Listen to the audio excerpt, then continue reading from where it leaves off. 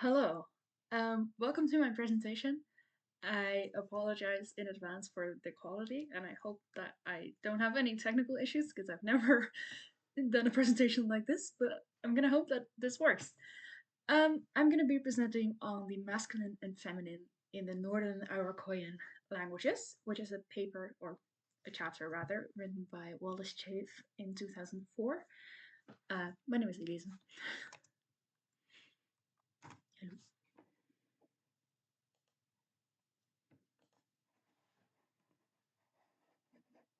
So this is one of the technical issues that I talk about. There we go.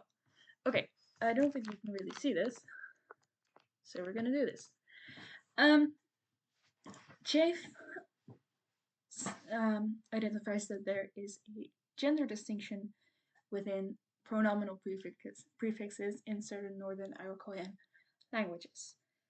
He also observes that there is a cultural distinction between male and between men and women, and he wonders how these two are related and can they tell us anything about the relationship between language and culture.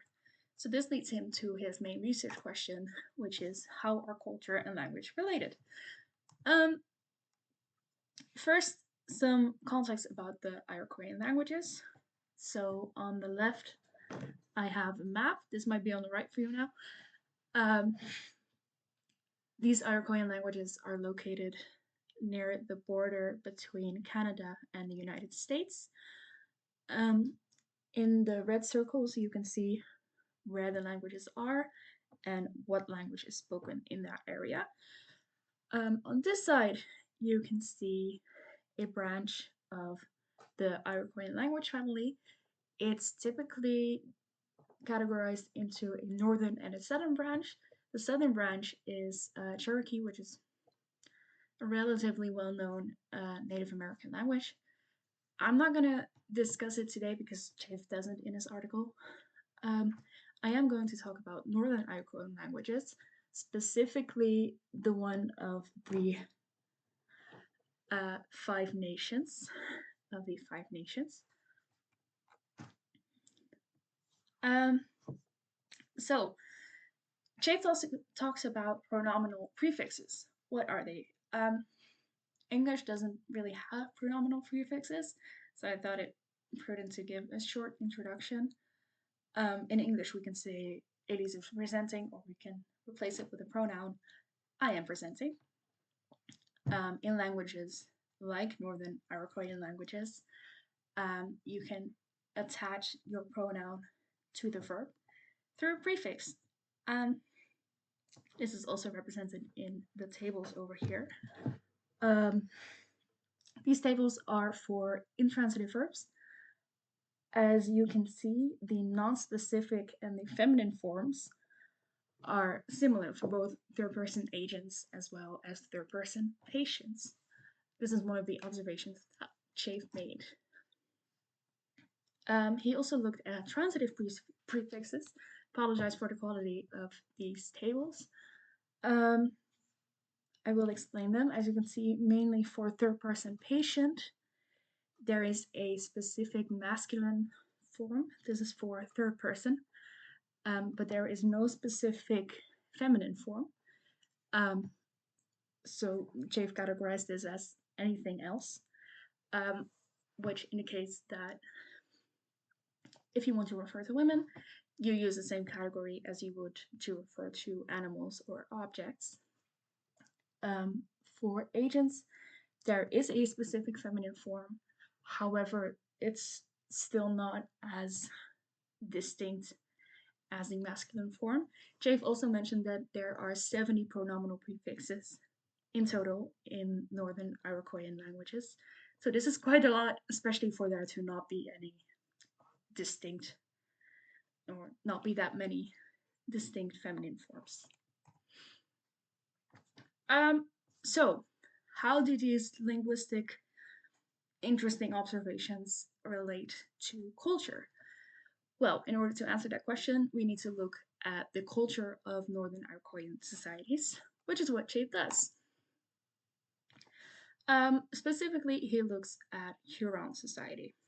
and he identifies traditional roles occupied by men and by women. Traditionally, men are engaged in physical activities, so such as hunting and fishing, building houses, making tools, and they would also take on professions that required them to be away from home for long periods of time. So they would join warfare parties or they would go into trading. And this trading made them highly aware of cultural differences between other Huron villages. Women, on the other hand, were responsible for taking care of the home. Um, what else did I say? Yeah, they are described as the guardians of family life. Their tasks are more routine, and some one important thing that I forgot to mention is that men are in position of political power. They have in Huron society they tend to have council meetings. Women are not allowed to attend these council meetings even, let alone have a say in them. However, there is one woman that is very overtly powerful in Huron society, which is the Elan mother or the clan matron. The Elan matron or the clan mother, I should say it correctly. Um, and she has the ability to appoint and to take away titles of important political functions. So, in short, men are in visible positions of power, very flamboyant. Women are still influential, and Chafe also emphasizes that they are not underappreciated or undervalued in Huron society, but they're more influential in the background only. Um, then more recently, after the American War of Independence, these rules changed a little bit because Huron people were assigned specific places to live. Um, so this severely limited the amount of possibilities that were available for male professions. There wasn't really an opportunity to join war parties anymore, but they would still engage in physical activities. Um, and they would still do a lot of trading, which made them be away from home for long periods, and they were still in positions of government. The women, for the women, nothing much changed, although they did slowly start to take on positions of more overt political power. So, if you see culture and language side by side, for language, there were specific pronominal prefixes for male, but there were no specific pronominal prefixes for female gender. Um, regarding culture, the men were often warriors and traders. Men were also in positions of overt political power.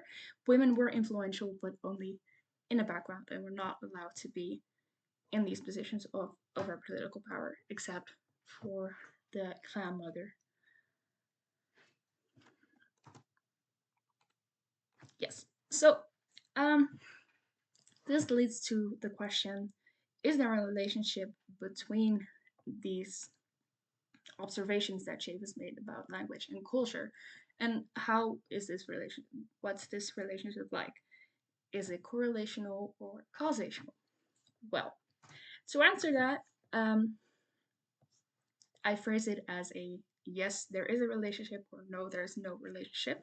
So for the yes answer, Chafe argues that if there is a relationship, culture has to become before language, because otherwise language would have nothing to be based off of. He does say that cultural patterns may be reinforced by language. If you say there's no relationship, there's also arguments in favor of that side. There are other Northern American societies that have similar gender distinctions in terms of roles, but they don't have any morphological trails in their language. Um, so then this would be a phenomenon specific to Northern Iroquoian. Um, which kind of cast a doubt on this being a clear relationship. Caddo is one of these languages, which is what Chafe himself researched. Um, and there is also a more recent study by Slater and Yarborough, who interviewed indigenous American women, um, who stated that the women were the ones who had their actual power in Iroquoian society, and the men were just the face of it, and not much more.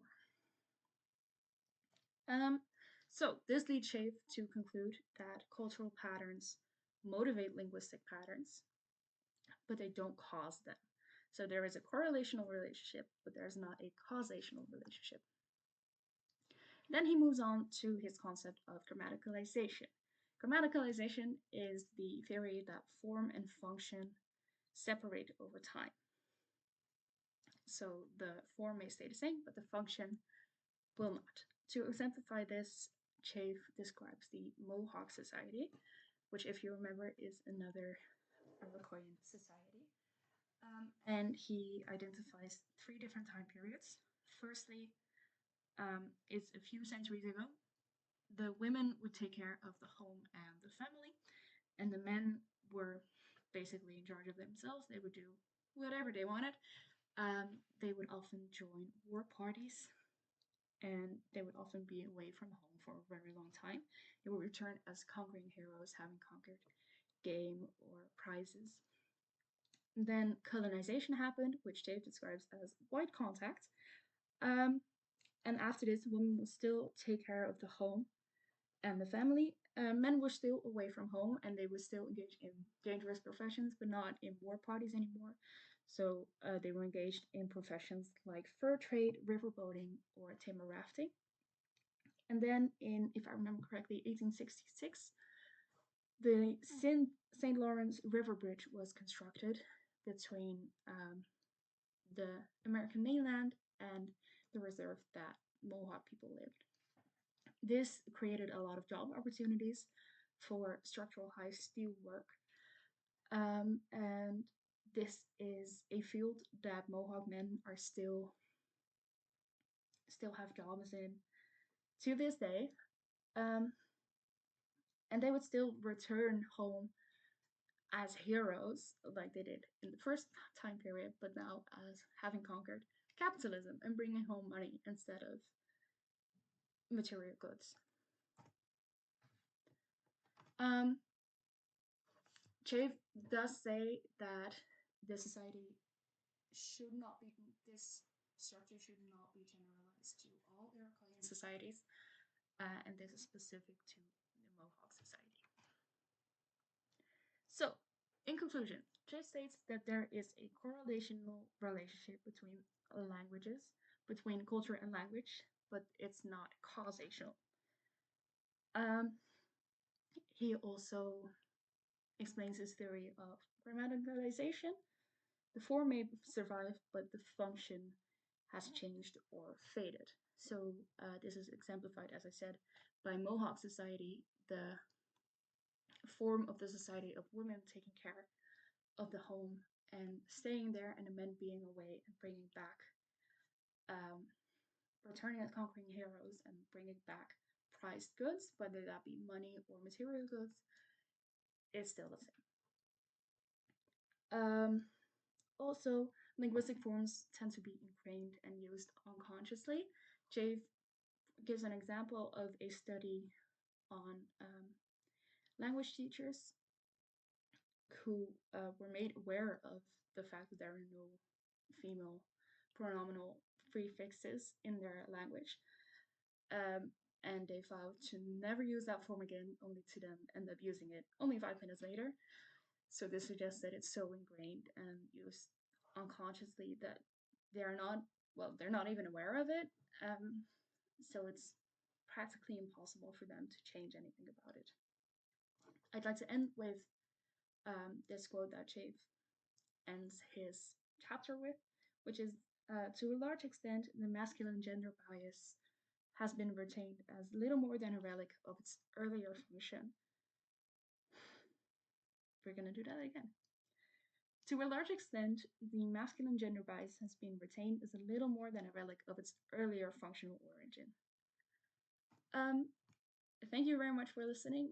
I hope that you could see the screen, and I hope that there's not a lot of technical issues anymore. If you have any questions, please feel free to email me. I also have a reference slide. I will email my PowerPoint presentation as well, so you can check it at home and, actually see the screen.